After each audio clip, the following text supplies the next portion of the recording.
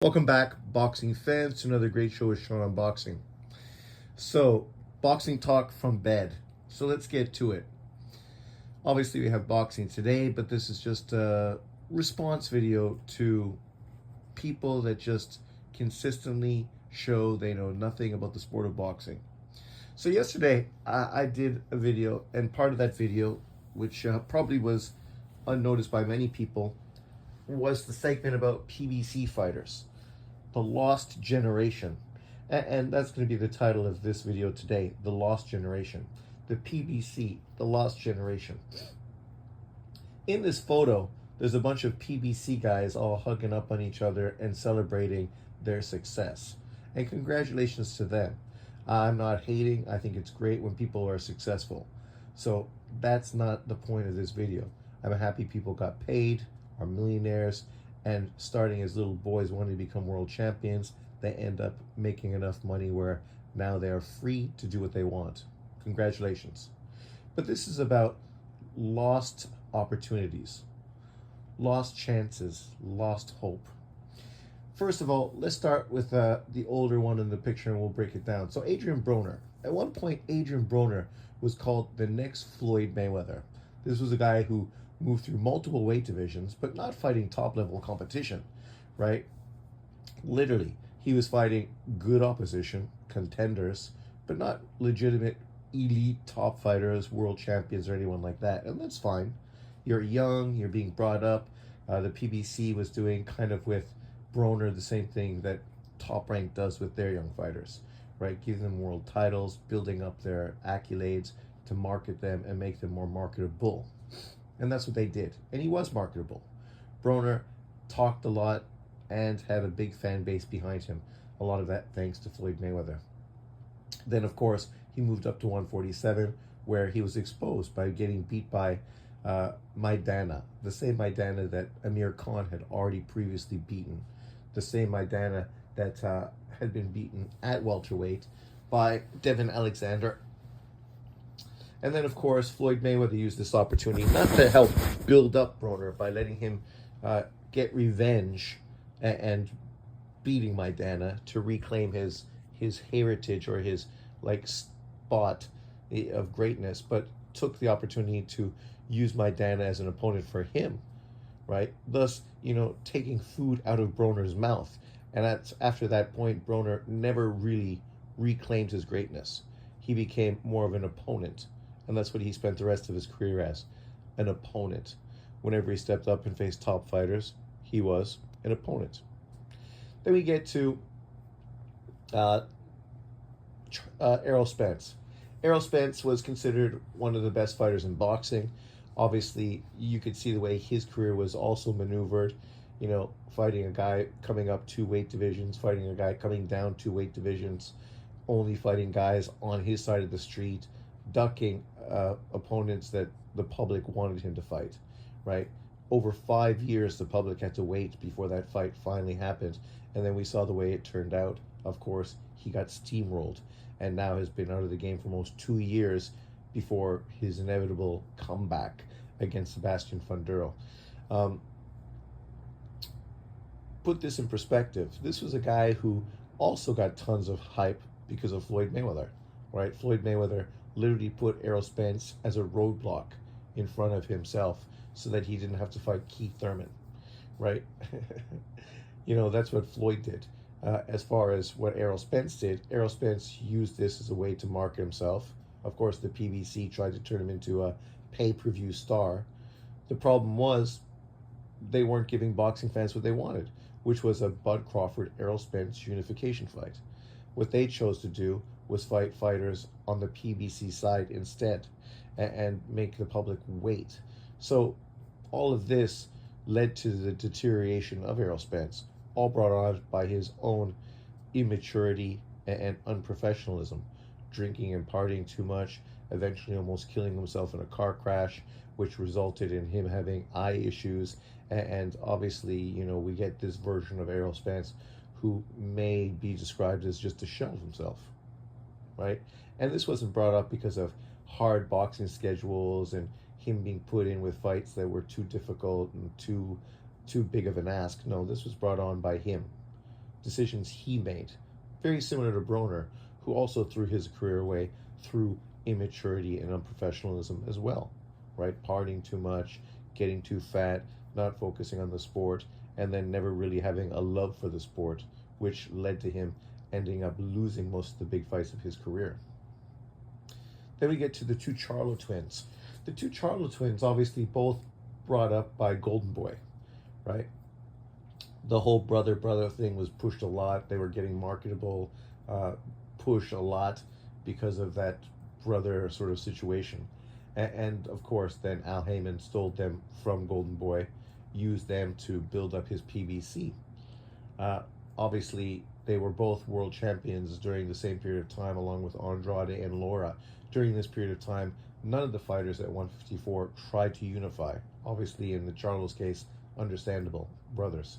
So one brother ended up moving to 160, opening the door for both of them to now finally put their foot down on the gas and actually try to accomplish something great.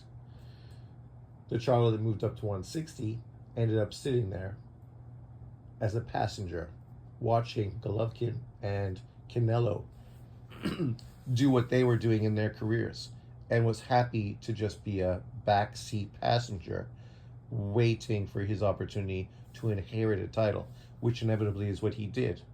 He didn't push for fights, he didn't try to get fights.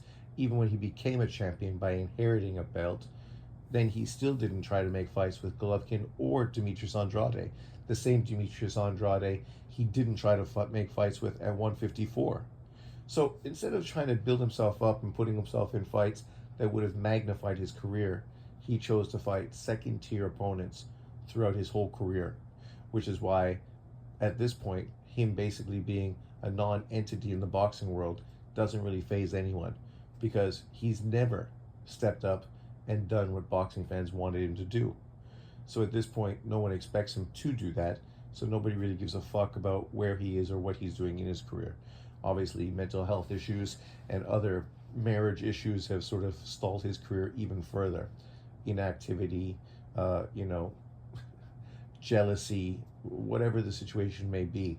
Obviously, he was the guy that was in position to get a Canelo Alvarez fight, but because of his immaturity and unprofessionalism, he wasn't prepared for that fight, so his brother stepped in. Speaking of his brother, the one guy here who actually became undisputed, of course, yes, Spence became 3-belt unified. See, we look at the thing about Spence and Charlo, and you look at why these two, above the rest, were able to do something that the rest weren't able to do, which is unify titles. And there's a simple answer to that. It's because they fought at divisions that were controlled by the PBC. All the titles were controlled by Al Heyman and the PBC, opening the door for unification fights for these fighters, right? Not allowing them to fight fighters outside their platform, but keeping them within the warm embrace of the PBC so they could protect them and maneuver them to hopefully superstardom. That never really worked out in either case, but nonetheless, you could see that it was pretty successful. Obviously, Spence became a 3-belt unified champion until he went for undisputed and then got miserably whacked by Bud Crawford. And the other Charlo obviously took multiple attempts before he was finally able to accomplish something that he could have tried to do earlier. The one thing people don't do is talk about how unification in 154 only happened thanks to Hurd. Jarrett Hurd was the guy that really shook up that division and actually started fighting unification fights, right? Before him, the Charlos, the Andrades, and the Lauras all were just happy in their lane, and they spent the majority of their career in their lane, fighting fighters that were ranked by their particular sanctioning body and not trying to step towards each other. Hurd came in there, shook everything up, and this kind of opened the door for Charlo. Charlo ended up getting beat in one attempt by by who?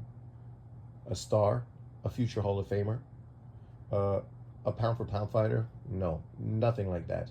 By a guy who'd already been beaten by a journeyman. He ended up beating him in the rematch, but in that fight, he also looked terrible. He was lucky enough to knock that guy out late in the fight to end up securing the victory. Then he ducked and dodged mandatory fights a lot so he could do what? Fight fighters inside his PBC promotional company, struggling with an unknown Argentinian who wasn't a big name, wasn't a big seller, but was part of the PBC. Ended up getting a draw with him in a fight that most people feel he lost. Ended up coming back and beating him in the rematch, extending the whole sort of pathway to undisputed. But finally, at last, he became undisputed. And what did he do at that point? Was inactive, didn't fight Tim Tszyu, who was his mandatory, didn't fight Bakram Murtazaliev, who was his mandatory, clout chased Terence Crawford on social media, defending Errol Spence and talking about how Crawford better not come up to 154 or he's going to smack him down, only for Crawford to come up to 154 and claim a title that he is champion in recess for. So the question is, when he comes back, is he going to challenge Terence Crawford for the WBA champions in recess title? Or is he going to take on a premier fight against an in-house PBC opponent and potentially go the WBC route, where you have Funduro and Errol Spence sitting there waiting so they can continue to do what the PBC does, in-house fights, avoid dangerous opponents who might knock you off the mountaintop. We will see. But all we know is after he got his big payday by Canelo, he's been out of the sport of boxing. It's not that people have forgotten him. He removed himself from the sport, right? If you're not fighting, then no one's talking about you. That's just the way things are. If you're living on yachts and enjoying yourself, okay. So then why would you expect boxing fans to give a fuck about you at that point? You're irrelevant. And that's where that Charlo is, irrelevant up until this point. The speculation and talk that he's coming back in 2025, okay, we will see. He's just going to be probably another example of how the PBC keeping their fighters so inactive has ruined their careers. But that's a whole nother story. Then we get to, of course, the last remaining fighter out of the PBC that looks like potentially he could be a star, more so than any of them. And that's, of course, Gervonta Tank Davis, who's never been a unified champion, who's currently a two-weight world champion, and inherited his second weight division title at 135 when Devin Haney moved out of the division, allowing Tank Davis to inherit that WBA title, never winning it, but giving it, was given that title. So now he's a two-weight world champion, never unified. Tank is still considered pound for pound by most people. He's still considered one of the hottest and most exciting fighters in boxing. The question with him is, he's consistently been maneuvered the same way Broner, Spence, Charlo, and Charlo were maneuvered. And we saw how that worked out for their careers. It ruined their careers. It inhibited their growth and stopped them from really becoming superstars in the sport of boxing. And this is what people fear for Tank Davis. We've already seen this play out through multiple generations. And now here we are with this guy who looks like potentially he could be the difference maker. But yet now he's talking about retiring at the end of 2025. Retiring at the end of 2025 without a real legacy at this point of his career. So here's Broner, Spence, Charlo, and now Broner. 5 fighters who most people felt potentially were going to be Hall of Famers, and all potentially could be top pound for pound fighters in the sport of boxing. And at one time, probably all of them were considered pound for pound. Yet, because of the way their careers were maneuvered, because of the promotional company behind them, because of their lack of competition in their heart, in their soul, these fighters haven't been able to reach that elite level where any of them are future Hall of Famers. Literally not one of them you could consider a Hall of Famer, except now we know everyone gets into the Hall of Fame, so it's not really that much of a conversation anymore. But ask yourself this: what have these fighters done to earn an opportunity into the Hall of Fame. I mean, Charlo, you could say, well, he was undisputed. So based on that alone, he deserves to be pound for pound and a Hall of Famer. It's ironic, though. No one says that about Josh Taylor. Some people don't say that about Inui and Usyk. You know, people pick and choose when undisputed is significant. And obviously, when we talk about Devin Haney and Charlo, undisputed becomes very significant. But when we talk about other fighters, it's kind of ignored, and they're said to be chasing titles, but not fighting the level of competition that really proves that they're great. Okay, well, if that's the argument point, then what's this great level of competition that Charlo was chasing? What's this great competition level that the other Charlo was chasing? What's this great competition that obviously Tank Davis has been chasing? Obviously, we saw Broner and Spence chase great competition, and that was the end of their careers. Spence challenged against Bud Crawford, a pound-for-pound great fighter, and was bludgeoned and basically retired. Broner faced great competition.